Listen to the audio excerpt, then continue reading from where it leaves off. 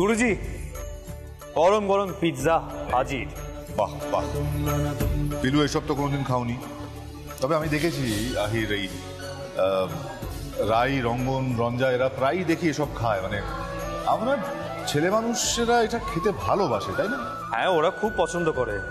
আচ্ছা আন্টি, আমি না আপনার জন্য অন্য কোনো খাবার অর্ডার দিয়েছি, মানে এটা আসছে, আর আমি একটু কফি নিয়ে আসি। ওস্তাদজি চলুন, আমিও যাচ্ছি আপনার সঙ্গে। চলুন।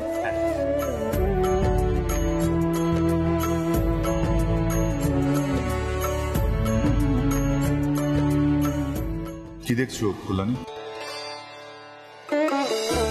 আমাদের সময় তো এই ধরনের কোনো বসার জায়গাই ছিল না। মানে এখন দেখো কত ছেলেমেয়েরা এসে বসে এই জায়গায়। এসব জায়গায় অনেক খরচা, তাই না? আসলে এমন বিলাসিতা কলকাতাতেই সম্ভব, বা অন্য কোনো বড় শহরে। আমাদের ওখানে এসব কেউই ভাবতে পারে না। রোজ ডাল ভাত জোগানোই কতটা মুশকিলের হয়েছে।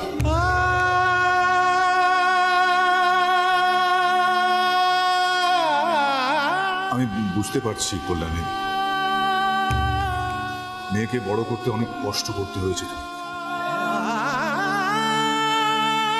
কিন্তু কেন এত কষ্ট করতে হয়েছে সেটাই তো বলছো। কোনো কথা তুমি তুলবে না বলেছিলে একটু আগে। বলেছিলাম, কিন্তু তুমি তো কিছু বলতেই চাইছো না। মানে আমি এরকম অদ্ভুত একটা সিদ্ধান্ত কেন নিয়েছিলে তুমি, সেটাই ভাবছি আমি। কিন্তু বিশ্বাস করো, কোনো উত্তর খুঁজে পাচ্ছি না।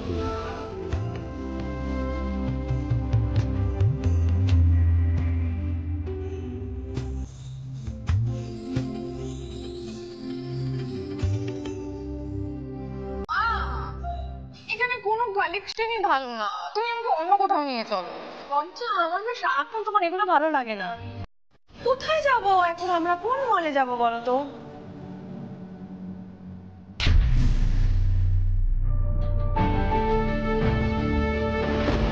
চন্দননগর ফিরতে হবে। রঞ্জা চলো, এখানে যা পছন্দ হচ্ছে তাই নেবে। না, এই জন্য ভালো লাগে না, জানো তো।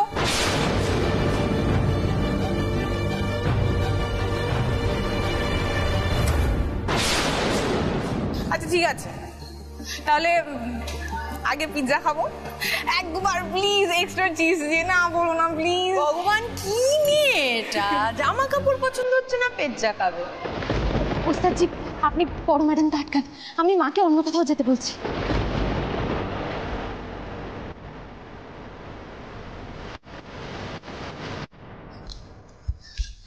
গুরুজি, মা, বড় ম্যাডাম আর ছোট ম্যাডাম এসে পড়েছে।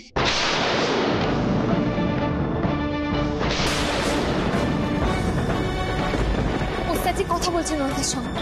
আমি চাই। আচ্ছা এসো।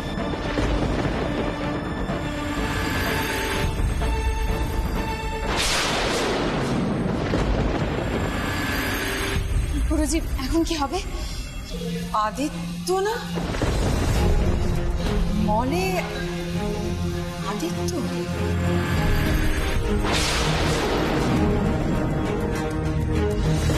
কে সঙ্গে ছিল?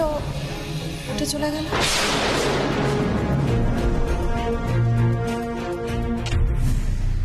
মণিমা, তোমরা এখানে, আর রঞ্জা তোমরা আসবে বলনি তো? তুমিও তো জানাওনি আহির যে তোমরাও এখানে আসছো, তুমি, বাবা, পিলু। না মানে মণি, গুরুজি, বড় ম্যাডাম আসছেন এদিকে।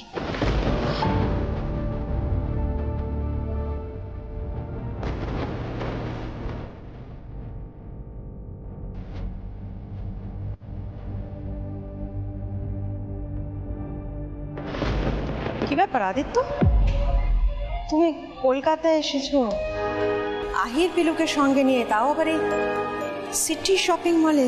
বলনি তো। আর কে ওদিকে উঠে চলে গেলেন?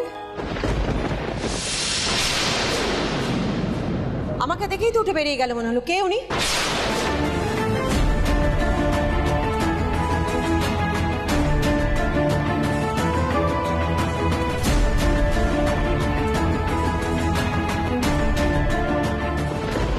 স্থান কাল পাত্র সব ভুলে গেছো তুমি রিজুলা।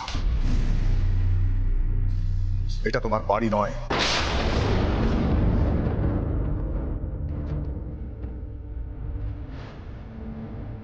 তোমার মতন মার্জিত পরিশীলিত মহিলা নাকি হয় না, তাই এই প্রশ্নগুলো আমাকে করছো তুমি।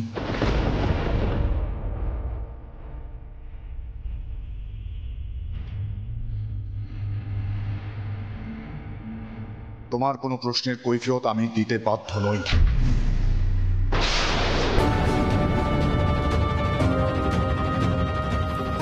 মা মা একটু শান্ত হও না মা, এত রাগ করো না, একটু বসো বসো, এখানটা বসো। ওস্তাদজি আপনি কিছু একটা বলুন, বলুন যে কোনো ভক্ত এসেছিল, বড় ম্যাডাম কিন্তু খুব রেগে গেছে, আর গুরুজি। মণিমা আমি সবটা বুঝিয়ে বলছি। আসলে আমি আর পিলু এখানে এসেছিলাম গিফটস কিনবো বলে, সব ভাই বোনদের জন্য, মানে নববর্ষের। তখনই কথা হলো গুরুজির সঙ্গে ফোনে যে উনিও কনফারেন্সের কাজের জন্য এখানে এসেছেন। আমি বললাম তখন গুরুজিকে যে শপিং মলে চলে আসতে।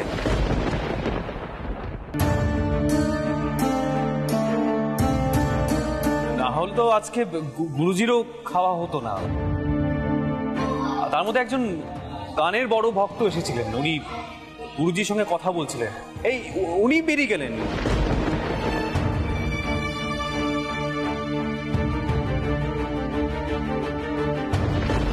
এই কথাগুলো আগে বললেই তো হতো আহির। না আসলে আমার মনে হচ্ছে তোমরা সবাই এখানে এসেছো, সেটা যদি আমি জানতে পারতাম তাহলে আমিও রঞ্জাকে নিয়ে আসতে পারতাম না, আমরা একসঙ্গেই আসতে পারতাম। খারাপ সেখানেই লাগছে, আর কিছু না। তুমি কবে কখন কোথায় যাও বলে যাও রিজুলা। কি করে জানবো তুমি এখানে আসবে? শুধু শুধু সন্দেহ করলে, তাও আবার ছেলে মেয়েদের সামনে। আরে না না বাবা, তুমি মাকে ভুল বুঝো না, মা সন্দেহ করবে কেন? আসলে মায়ের একটু খারাপ লেগেছে। ঠিক আছে বাদ দাও না, আমরা সবাই একসঙ্গে খেতে বসি এবার। ও মা বসো, এদিকে এসো, বসো বসো বসো, এই চেটনি বসো।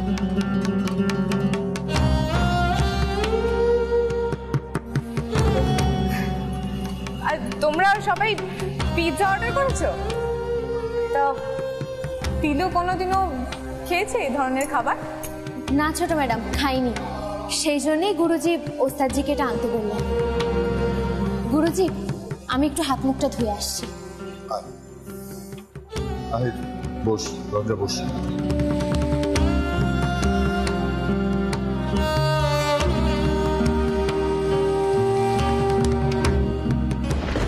পিলু, পিলু আমি এখন আসছি বুঝলি।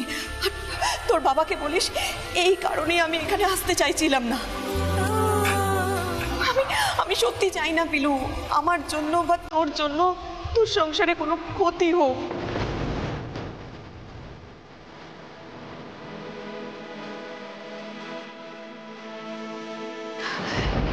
নিজেকে সামনে রাখিস মা। সংসারে যেন ভাঙন না ধরে। কোনো সংসারে যদি সামান্য একটু চিড় ধরে, আর তখনই যদি সেই চিড়টা মেরামত করা না হয়, তাহলে সেই সংসারটা এক থাকে না রে মা।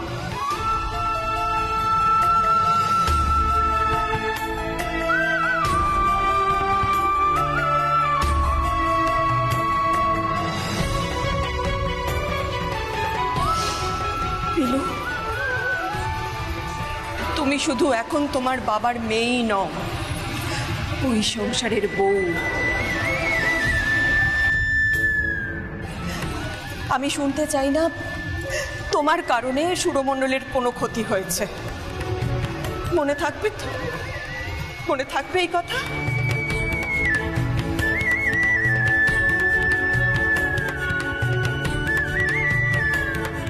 সাবধানে থেকো, বুদ্ধি করে চল। কেমন? আমি আসি।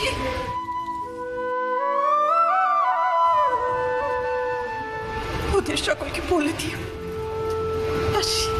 মা, তুমি আর গুরুজির সঙ্গে দেখা করতে আসবে না? কখনো না।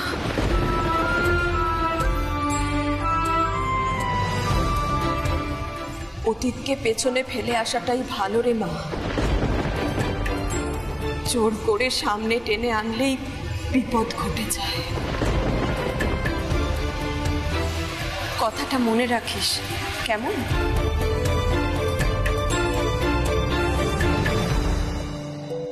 ভালো থাকিস মা।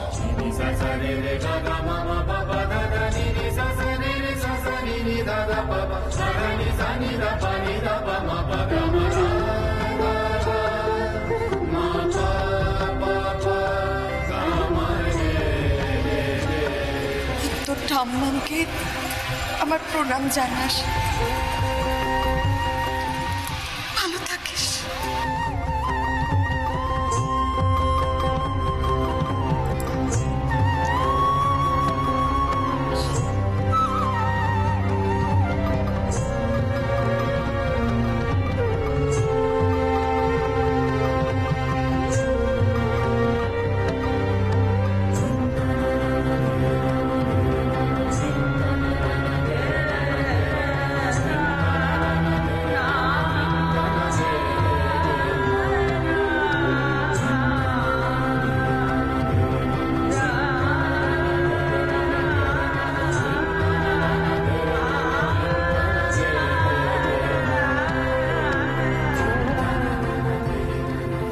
মা ঠিক বলেছে, এই সংসার ভাঙতে দিলে হবে না, বরং আমরা সবাই মিলে একসঙ্গে হই হই করে থাকলেই গুরুজি না, বাবা ভালো থাকবেন। আমি সেটাই করব।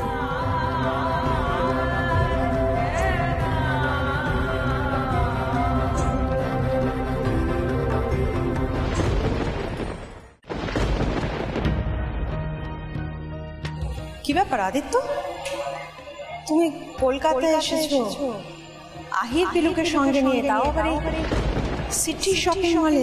বলো বলো। আর কে ওদিকে উঠে চলে গেলেন? স্থান কাল পাত্র সব ভুলে গেছে।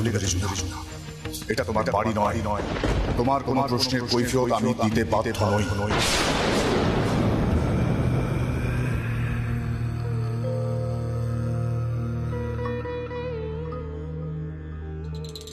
আরে কল্যাণী, তোর কি হয়েছে বলতো? সকাল সকাল ফিরে এলি, তারপর থেকে তো কোনো কথাই বলছিস না। কি বলবো বলো তো বাবা, কেউই তো আমার কথা শুনতে চাইছে না। আচ্ছা বাবা, আমি একটা কথা ভাবছি জানো তো, আমি না কাল সকালে ডাক্তারবাবুর সঙ্গে দেখা করে সানাইজুড়ি ফিরে যাবার ব্যবস্থা করি। হ্যাঁ, আমার এখানে ভালো লাগছে না থাকতে। কেন রে, কি হলো হঠাৎ?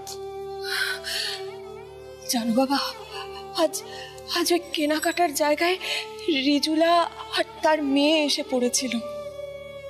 আমাকে ভাগ্যিস দেখতে পাইনি। আদিত্যকে কেমন জেরা করছিল বাবা। আমি জানি আমি এখানে থাকলে বারবার আদিত্যর সঙ্গে আমার দেখা হয়ে যাবে, আর সেটা উচিত নয়। মা,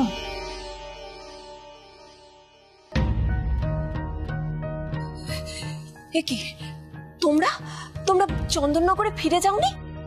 মা, গুরুজি ফিরেই গেছেন। আমি আর ওস্তাদ চেয়ে এলাম তোমার কাছে। আমি ঠিক আছি, আমার কাছে কাউকে আসতে হবে না, কাউকে না। আহির, আমি একটা কথা ভাবছিলাম জানো তো, আমি ডাক্তারবাবুর সঙ্গে কথা বলে সানাইজুড়ি ফিরে যাব। আন্টি, আমি জানতাম আপনি এই কথাটা বলবেন। দেখুন আন্টি, আমরা তো কেউই জানতাম না যে ওই মলে মণিমারা চলে আসবেন। এমনটাই তো হয় আহির, এমনটাই হয়। যাকে তুমি এড়াতে চাইছো সেই তোমার সামনে বারবার চলে আসে, অদ্ভুত ভাবে এসে পড়ে।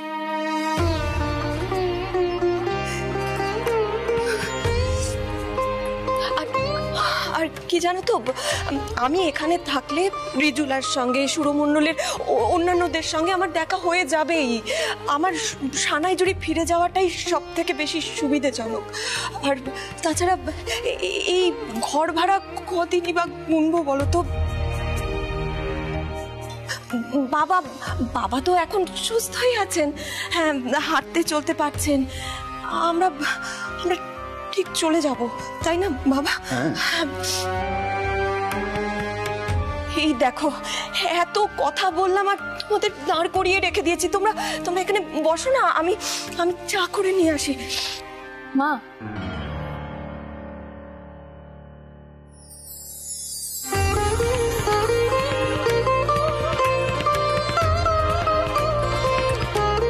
আজ তোমার খুব কষ্ট হচ্ছে তাই না?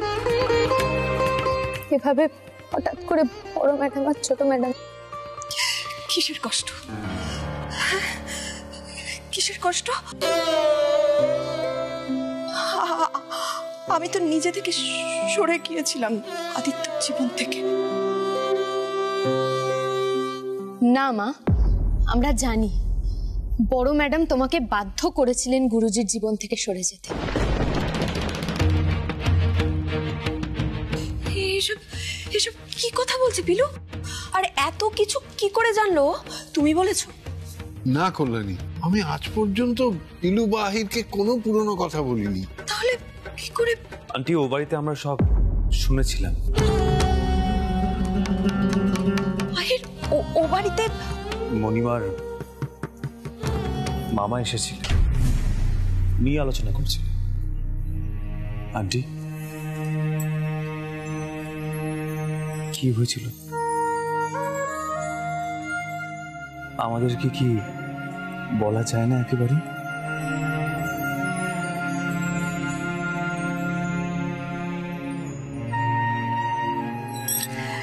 তেমন কিছু ঘটেনি। আমার আর আদিত্যর বিয়েটা হয়েছিল নৈহাটির মন্দিরে। আদিত্যদের বাড়ির পাশেই আমরা থাকতাম।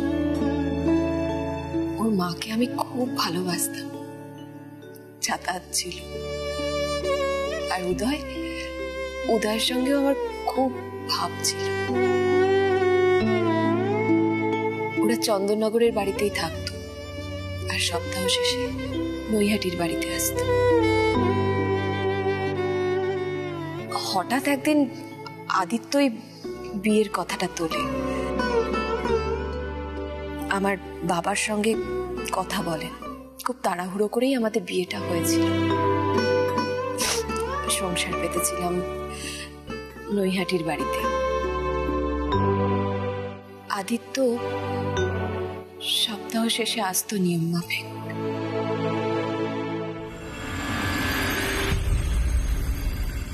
হঠাৎ একদিন রিজুলা এলো।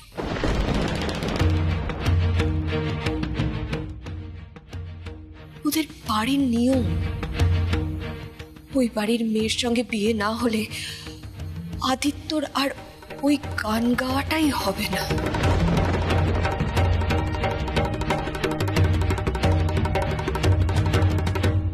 মা, সেই জন্যই তুমি সব ছেড়ে চলে গেছিলে? গুরুজিকে একবার বলোনি? না, বলিনি, ইচ্ছে করে বলিনি। কারণ রিজুলা বলেছিল আদিত্যকে ওরা শেষ করে দেবে। ওর নাম যশ খ্যাতি কিচ্ছু থাকবে না, ওর গান গাওয়াটাই হবে না।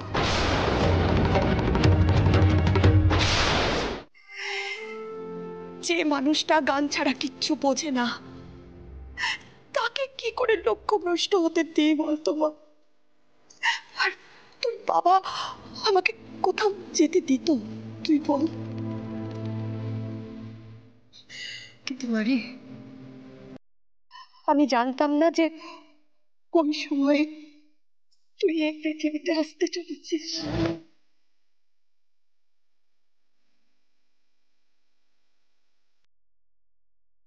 তুই হবার পরেও আমি এই কথাটা জানাতে পারতাম। কিন্তু তখন আমি কিচ্ছু জানাইনি অশান্তির ভয়ে। এখনো চাই না কোনো অশান্তি হোক।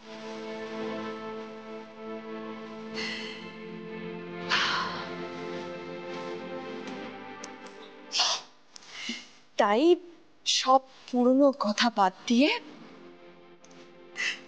সবকিছু নতুন করে শুরু করাটাই ভালো। আদিত্য স্ত্রী এখন রিজুলা, এটাই বর্তমান।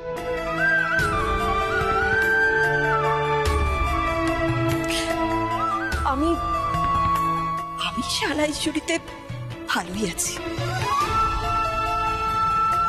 বাবাকে নিয়ে থাকি।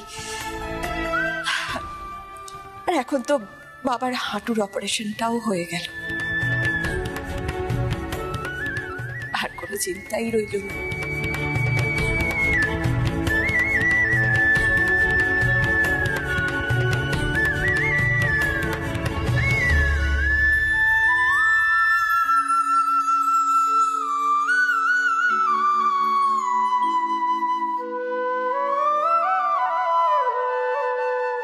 আন্টি, একটা সত্যি কথা বলবো, আমি আমার নিজের মা ছাড়া আপনার মতো এরকম সাহস আমি কখনো কাউকে দেখিনি। থাক বাবা, থাক থাক থাক।